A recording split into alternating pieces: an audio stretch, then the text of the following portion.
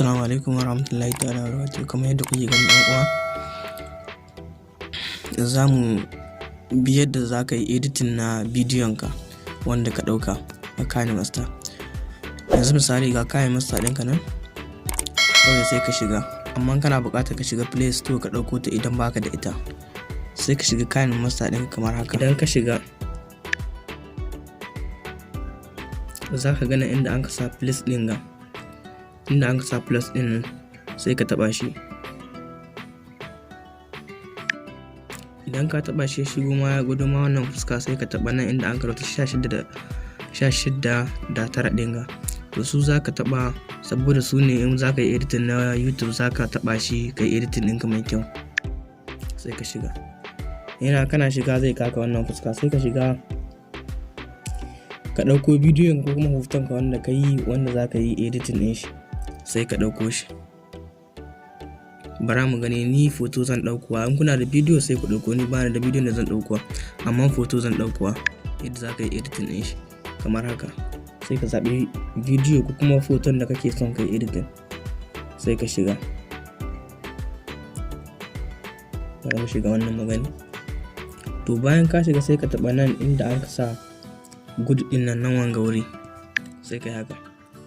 Bayan ka shigo haka sai ka taɓa kan foton nan wannan wurin za ka taɓa, sai ka ja shi sannu ka ja shi a hankali har zuwa mintunan da kake son yayi, ko nawa kake son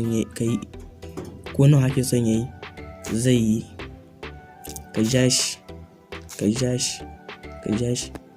to gashi ya nuno maka wannan foto.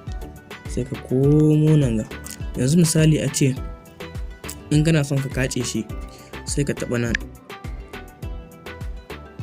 Bayan ka taɓa nan, kun ga wani ɗan layi gashi nan tsaye haka.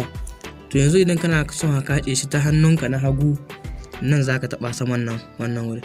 Idan kana so kuma ka kace shi ta hannunka na dama, nan wannan za ka taɓa wuri na biyu kenan. Kuma idan kana son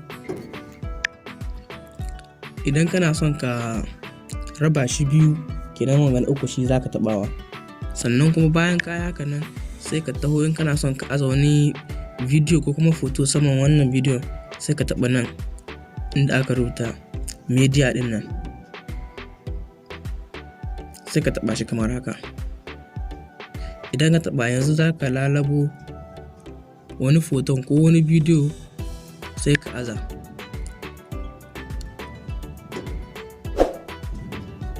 Idan ka ɗauko sai ka yi haka. Yanzu misali kenan, in kana son kuma ka aza wani bidiyo haka nan wanga wuri, sai ka taɓa shi gashi nan ka buɗe. To haka za ka ɗora abubuwan ka ɗan uwa, kawai komi ya je normal ba wata matsala insha Allah. Anan mu haka a ƙarshen bidiyon mu. Da Allah ku diba ƙasan bidiyon nan akwai yadda aka rubuta subscribing, ku yi mana shi, ku danna mana subscribing, sannan ku danna alamar ƙararrawa. Mun gode.